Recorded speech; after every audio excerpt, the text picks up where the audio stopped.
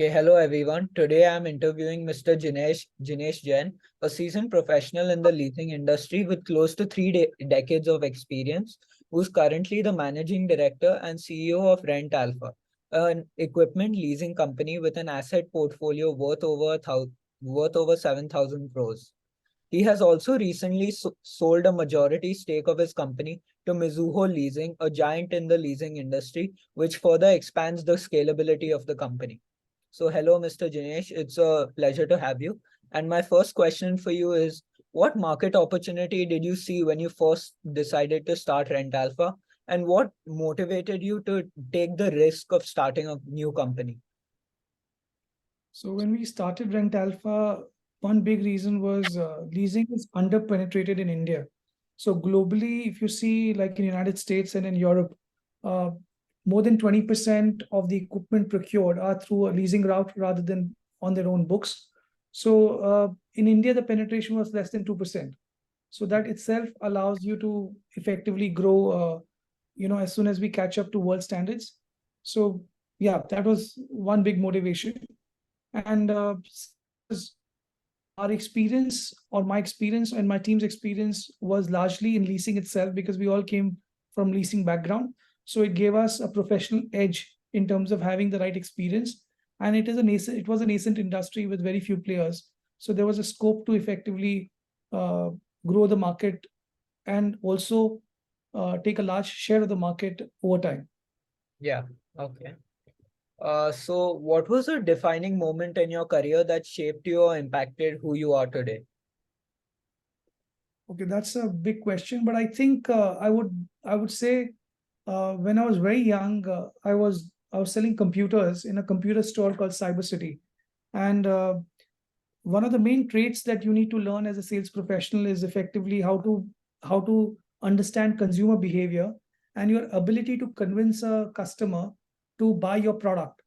So that experience being on a shop floor trying to convince customers selling computers to them is something which allowed me over 1.5 years to close a lot of sales, at the same time understand a lot of consumer behavior. So I credit a lot of my learnings later on in life as a professional where I was able to uh, become a successful sales professional. A lot of that is credited to my early development in that 1.5 years of trying to sell computers to individuals, and that learning was is going to stay with me for lifetime. And that kind of made sure that I came out when I started working for larger corporates. That experience helped me in a big way. Okay.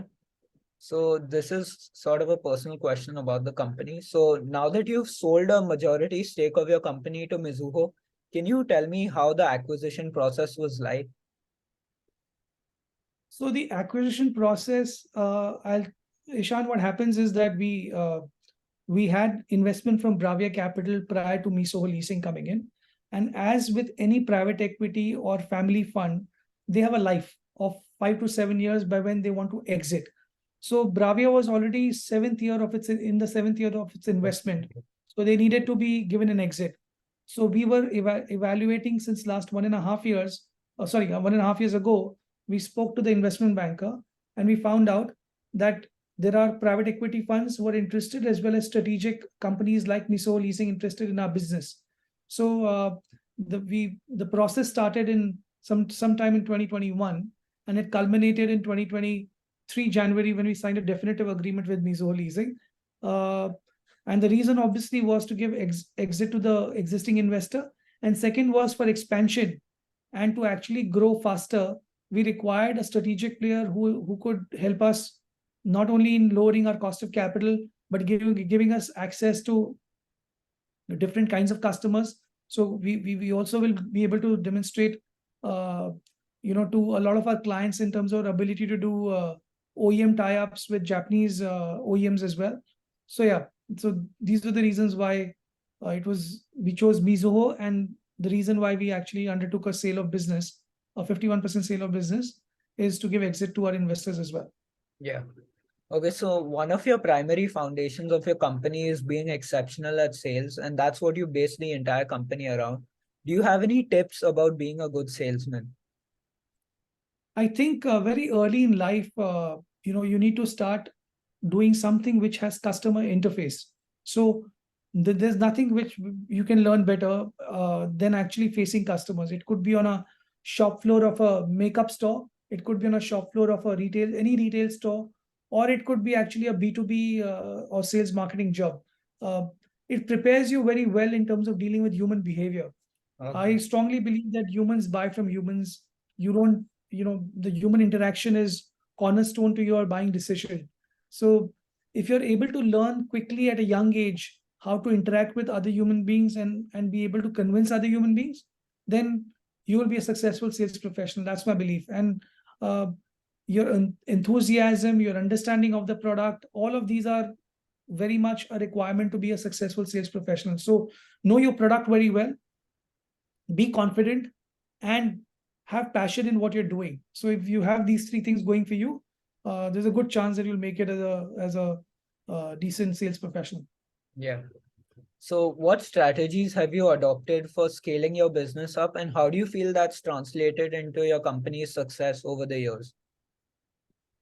So as strategy, we did two or three things in the business. We verticalized our businesses into different equipment category. So, Okay. we have a separate furniture, fixtures, leasing, vertical. We have technology vertical, and we've got plant and machinery vertical. What this verticalization has done is it's allowed us to become focused and also specialized in finding solutions for industries of each of these equipment type. So if a company wants plant and machinery, our sales team is very equipped to actually give them a solution around that particular requirement. So that verticalization, as I said, was one big reason how we structured ourselves to get greater success. Second was consciously being very focused in terms of what kind of credits we want to underwrite. So in our NBFC business, you have to be very careful in terms of not writing bad loans. Otherwise, you might lose all your capital. So we successfully navigated the entire uh, journey of the last 7 years by ensuring we kept our credit losses to minimum and consciously avoiding a lot of bad loans. So, or average loans at that point in time, the sub investment category loans. So you've got to be very smart in terms of what kind of credit you underwrite. So we did that well. And by doing verticalization, being very conscious of what kind of credits we want to underwrite. And lastly, but not the least, hiring the best set of professionals in the industry. We believe we've got the best set of professionals working for us. So these three are the things which I did to, kind of set the company in expansion as well as in growth mode. Okay. You founded this business with a few colleagues from Rentworks. How did you decide that you needed other people to help and not simply undertake this project on your own? So how did you realize that you wanted a partnership? So on day zero, when you start a company, you can't do everything on your own. You require a team of people to achieve your objectives. And if you have like-minded people who can contribute a lot more in different areas, it allows you to grow faster.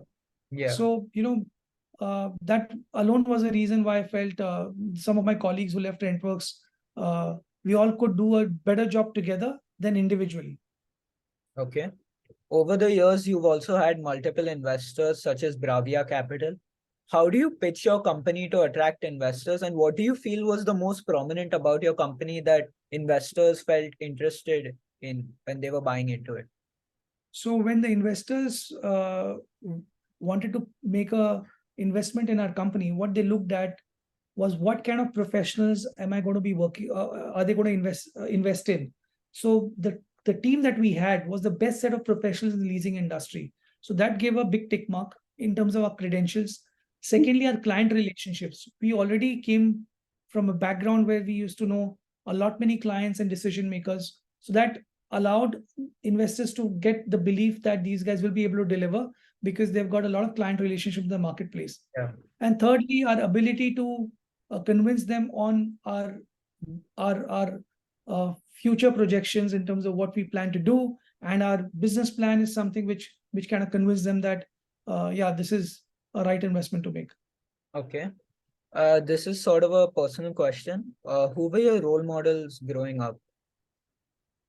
So yeah, it's like it gets long back ago. If you ask me, when I was a kid, I used to admire Boris Becker as a tennis player. He was my favorite. I used to play tennis, and I used to find him with all the limitations he had, he was not as talented as Andre Agassi, or he was not as good a server as Pete Sampras or Stefan Edberg, but he had that grit about him. He had that tenacity about him, which I used to love. And so sports people are effectively they've been my role model growing up, and not only him. So Cristiano Ronaldo, you guys like him a lot now. I was a fan of Cristiano when he was playing for Manchester United in 2006 and 7. So how he came from a very modest background, and he kind of made it as a successful professional and kept the high standards in the sport that he was in, right?